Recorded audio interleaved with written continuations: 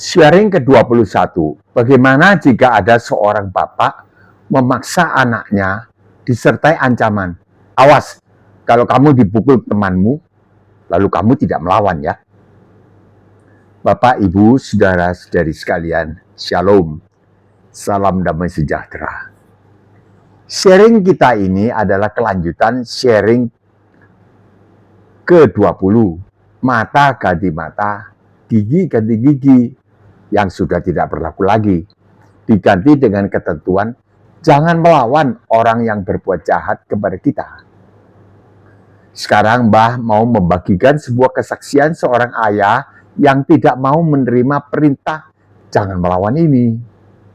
Sang ayah berkata kepada anak laki-lakinya yang masih sekolah di SMP, awas, kalau kamu dipukul oleh teman sekolahmu, lalu kamu tidak melawan, sesampai kamu pulang ke rumah, ayah akan hajar kamu kalau kamu tidak melawan dia.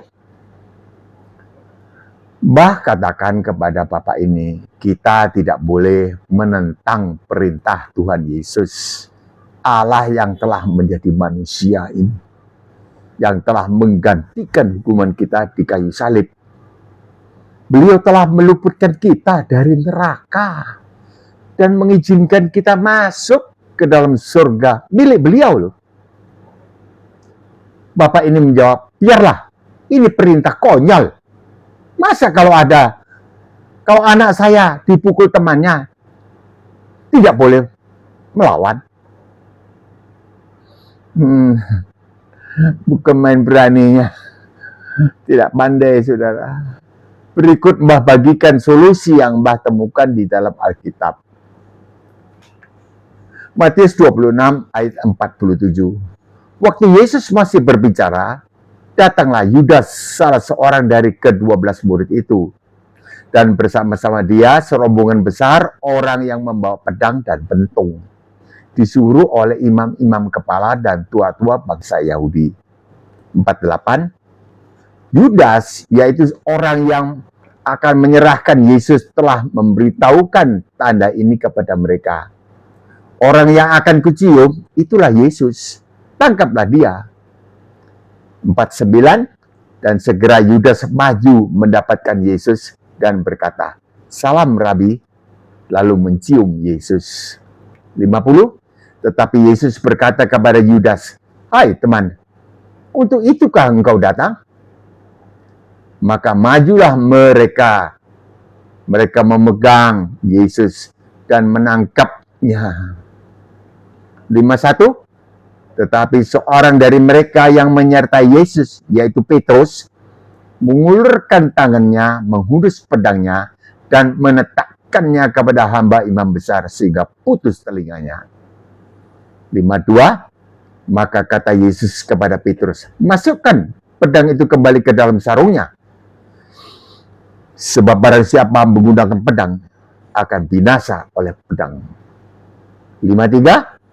Atau Petrus, kau sangka bahwa aku tidak dapat berseru kepada Bapakku supaya ia segera mengirim lebih dari 12 pasukan malaikat membantu aku?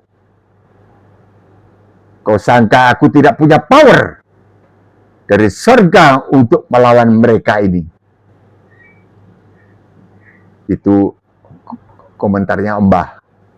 54. Jika aku melawan, bagaimanakah akan digenapi yang tertulis di dalam kitab suci yang mengatakan bahwa harus terjadi aku menggantikan hukuman umat manusia?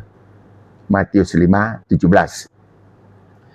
Banyak orang yang membanggakan diri untuk melawan karena punya power,